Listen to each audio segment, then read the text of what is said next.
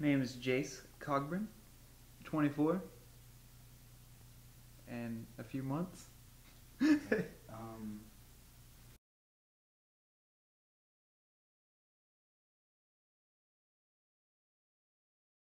Um, no, starting out, just a lot of stuff was just little things on pieces of paper in school, like even elementary school.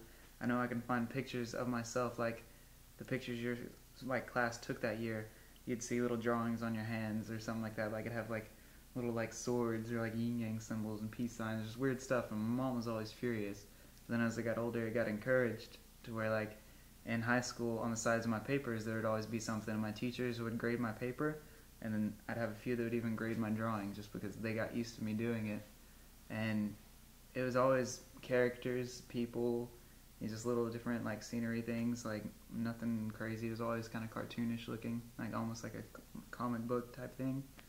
And then when I actually started painting, it was a lot of different stuff, and like you can blend colors and stuff now, so it was like completely different. And there's just more stuff you could do, all kinds of different things. So things got bigger. Like it was way easier to take a huge canvas and coat it in paint and just completely cover it all instead of just taking a pencil or a pen, just like in high school. And so things got bigger. Like things got more detailed, a lot more like fun stuff coming out of it. Way more rad. Not good quality, but it looks cool. um, A lot of my ideas are just kind of fun stuff. I take one small little thing and then work with it from there. Like I like doing, I guess, character like creatures and just little goblins and ghouls and monsters and fun stuff. And then once I get the idea of them laid out and then I choose colors, then I usually I'll think of a background, and I like to either put them into like a scenario or just like I don't know, find some more colors in the background just to make it look fun. I like it bright, always colorful, always black outlines. So it just looks like a very well put together coloring book page that you didn't go outside of the lines on, hopefully. Tattoos have like my family, my uncles are just covered in tattoos, and so they've always been around, and so I always liked them. And I think that's one of the reasons I did start drawing on my like arms and just wherever I could when I was younger.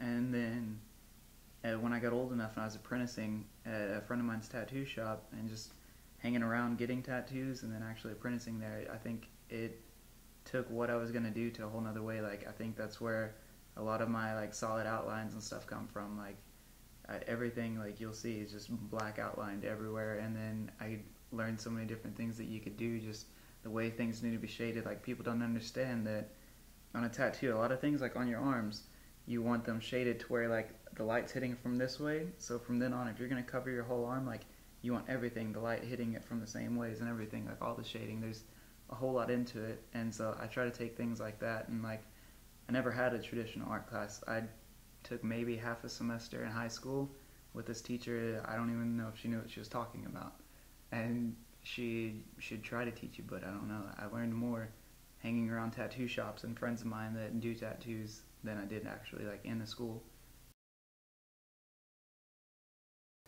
Um, at some point, after just getting like compliments from friends and everybody about like, oh, I like this, man. If you ever put that on a T-shirt, I would wear it.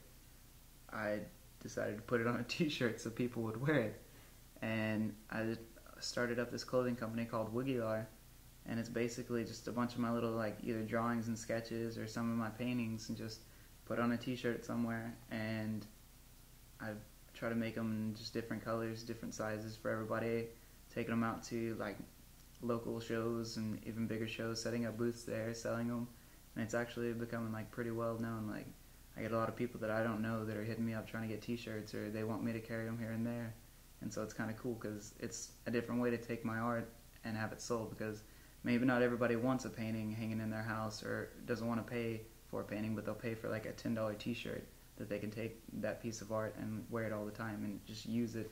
So it's kind of cool to have that.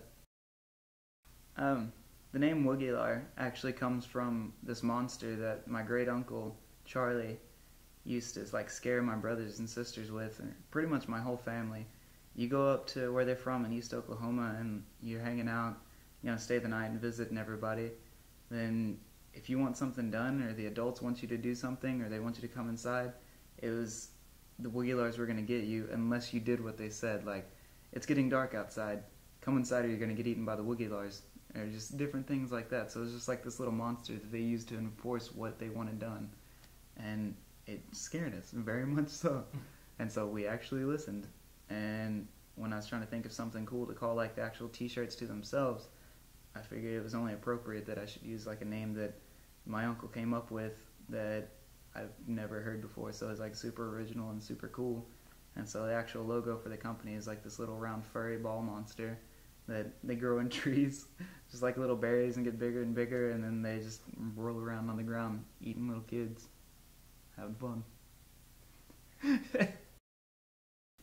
I get asked a lot, just I guess because my ideas aren't just your average, like I painted an Indian feather laying on top of a cow skull, or I painted this house on top of a hill in this prairie with nothing in it. Like, people assume that I'm taking some kind of drugs or something. They give me these weird, crazy ideas or dreams, and that's where all my stuff comes from. But I don't do drugs. I've never done drugs. Like, I have drug-free tattoos on my arms. Like, it's not something I'm into. It's not something that I condone. Like, not for me. But you can be creative without having to take something that makes you feel like you're creative. Like, there's these wild ideas that there's only one way to get those ideas are drugs, and it's not that at all. Like, I know many of creative people who come up with some weird but really good looking stuff who do not do drugs.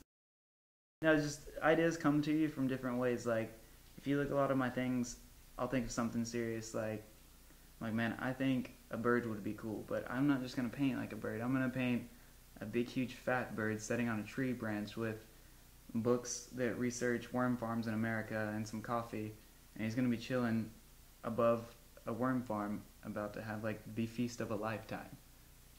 Like, that's creative, I guess. Like, I didn't need anything for it. I made it fun. I made it exciting. I didn't just take something normal and make it look normal on canvas with paint. Like, it's that way.